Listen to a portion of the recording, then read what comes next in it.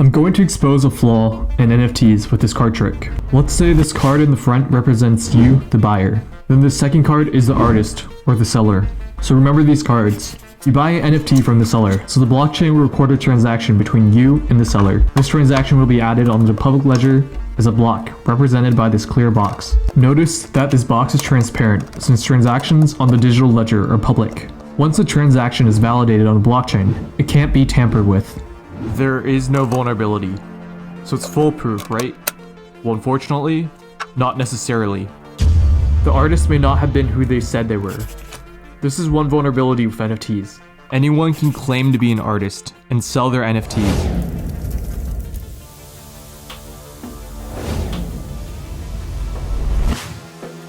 Now, let's reveal how the trick is done. This trick is pretty simple. This card is cut out, so I'm not actually pulling this card.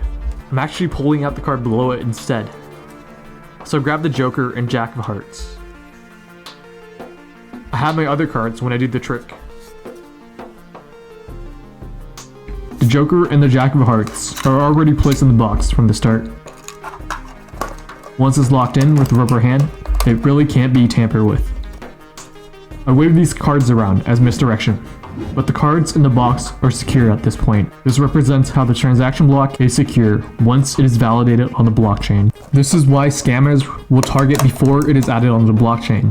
It's important to do your research when buying NFTs, so you know you're not buying from a joker pretending to be an artist. Of course, there are plenty of legit artists too.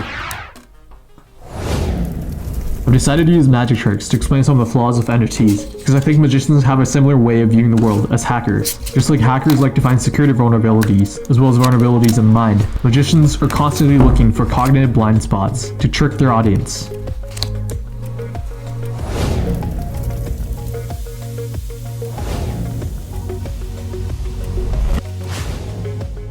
Now the first problem had to do with a person with no morals pretending to be the artist. The second problem has to do with the actual artist you're buying from having no morals, just wanting to get rich like a king.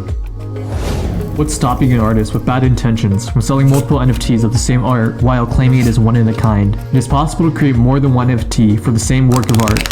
This creates separate chains of ownership for the same work of art. There's no easy way for the buyer to check if the artwork has been hashed and tokenized previously. You can try Googling prior records of the sale, but now you're relying on off-chain sources. So what value is the blockchain bringing to the table? The value of the blockchain technology is that it solves the double spend problem. But NFTs create a new problem, the double tokenization problem. Artists can tokenize their artwork multiple times on the same blockchain or different one.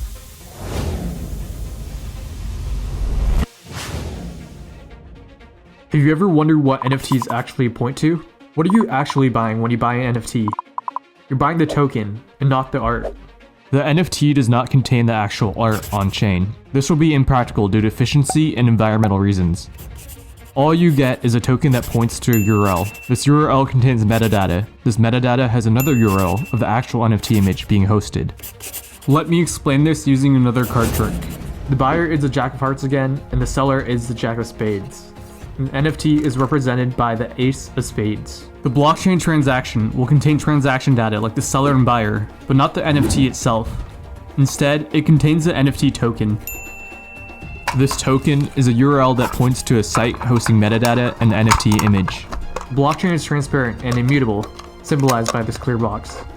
But your NFT is hosted off-chain, being essentially stored, symbolized by this card box.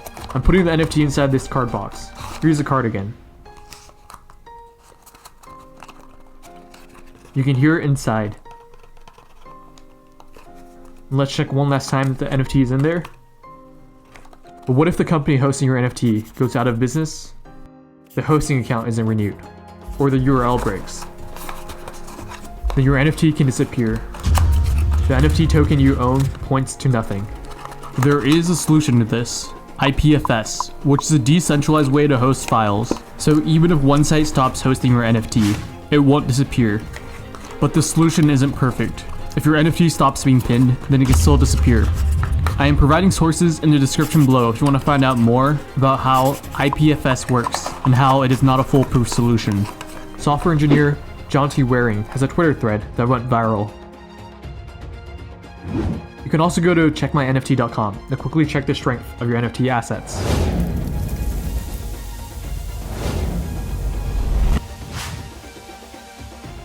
In this video, we talk about 3 flaws with NFTs. Number 1, fake artists, because creating an NFT doesn't require you to be an owner. Number 2, double tokenization problem, where it is possible to create more than one NFT for the same work of art. And number 3, the NFTs point to URLs of sites that could be gone in the future. NFTs are built on a house of cards. Like I said in my last video, I do think the NFT concept may be here to stay, but the current NFT system is full of holes. It's full of baloney.